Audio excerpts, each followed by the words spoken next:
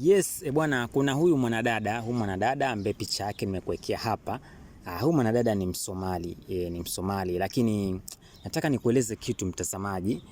Huyu mwanadada kuna jambo fulani aliweza kulizungumza kutokana na uchungu aliokuwa nao baada ya kuna kijana wa Somali aliweza kupigwa risasi kwenye hali ambayo ilikuwa ni tatanishi, akaweza kufariki. Sasa huyu dada kuna maneno fulani makali aliweza kuyatoa pale kusema kwamba watu nywele ngumu wakija huku Garissa tusiwashike, tukiwashika tutawafanyia kitendo kibaya, ambapo jambo lake hili limeweza kufanya mpaka akachukuliwa sheria ikafata mkondo wake, sababu huwezi ongea kauli chafu alafu serikali ikuache, lazima itakukamata, na ikaweza kumkamata.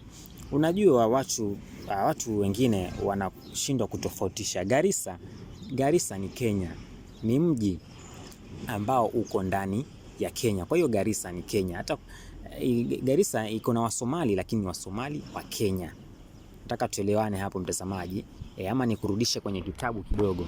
Unajua group la kwanza kuingia Kenya ni wa Kushites. Kushites ndio wa Somali, Oromo, Borana, Nandi. Sasa wale walitoka sehemu mbalimbali wakaja kuingia Kenya. Bantus ndio wakatoka Kongo wakaja kuingia Kenya. Na wengine wakatoka mbalimbali wakaja kuingia Kenya. Sasa wale ndio au hiyo group nzima ambao kuna Kushites, Nilotes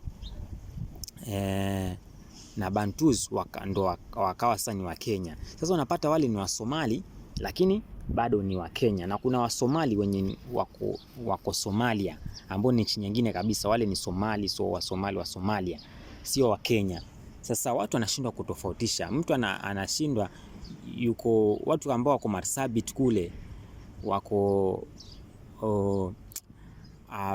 Garissa, wale ni wa Kenya, ni wa Somali lakini ni wa Kenya, wako ndani ya Kenya. Nadhani tunaelewana mpaka hapo. Sasa wengine wanashindwa kutofautisha, wanasema kuwa wao ni wa Somali sio wa Kenya.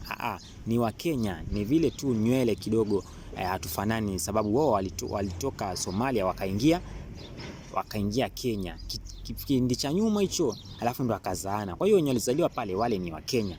Ndio maana utapata hata kuna Wasomali na mtu ana kitambulisho cha Kenya. Sasa huyu mwanadada yuko ndani ya Garissa. Garissa ni Kenya, lakini yeye anasema yeye anatoa kauli ya kuwa yeye kama vile sio Mkenya, yeye ni Msomali.